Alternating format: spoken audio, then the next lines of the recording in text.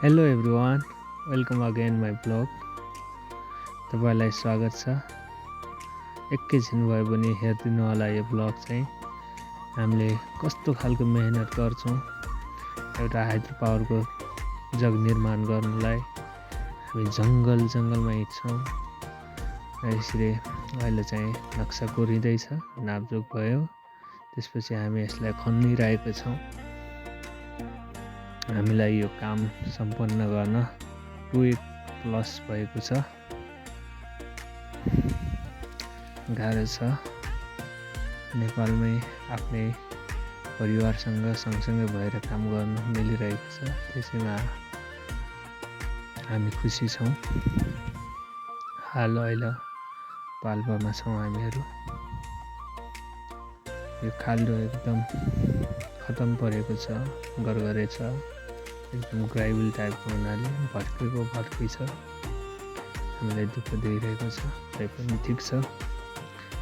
यसरी सुख दुःख त भइ नै रहन्छ जिन्दगीको हरेक कदम, हरेक पाइलामा।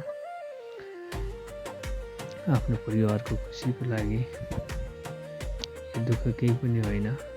सबैले दुःख गर्नै पर्छ, किनकि दुःख नगर्ने, मेहनत नगर्ने मानिसले बाइबलले भन्दछ खाना पनि नखाओस् भनेर हेरिराख्नु भएको छ। धेरै दुःख छ हामीलाई चाहिँ, त्यो पनि ठिक छ। हामी कहिले चाहिँ 300-400 मिटर टाढाबाट पनि बोक्नुपर्छ यो भारी। जे होस् यहाँ अलि नजिकै थियो र यहाँ अहिले लेग सेटको लागि सरहरू आउनुभएको छ। उहाँले चेक गरिरहनु भएको छ।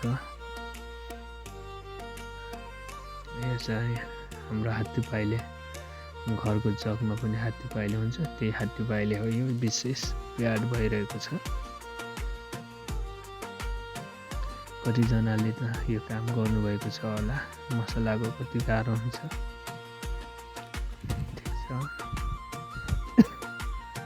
हल्का सर्दी लागेको अवस्था छ मलाई चाहिँ।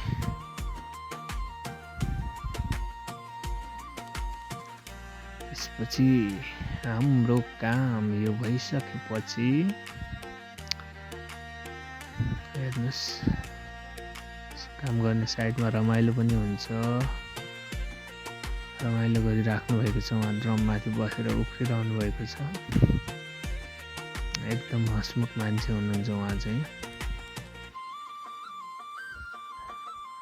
यसपछि हाम्रो काम चाहिँ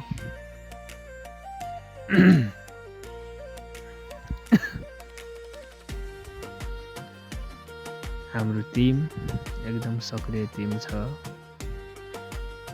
हामी अहिले हाल 22 जना छौँ। घटी बढी भइरहेको हुन्छ। हाम्रो दिदीबहिनीहरूले भित्ती बालुवा भरिराख्नु भएको छ। दाजुभाइको अलि हार्ड काम छ। जे भयो पनि ठिक छ। यो लेक लानलाई धेरै गाह्रो हुन्छ डाँडाकाँडामा। पिसिसी गरिसकेपछि पनि भड्केको हुनाले गाह्रो छ। यसरी रिङ बाँधिरहेका छौँ पिल्लरको। त्यसपछि पिल्लरको भइसकेपछि हाम्रो पिल्लर ढलान भयो। ढलान भइसकेपछि हामी खोल्छौँ त्यसलाई।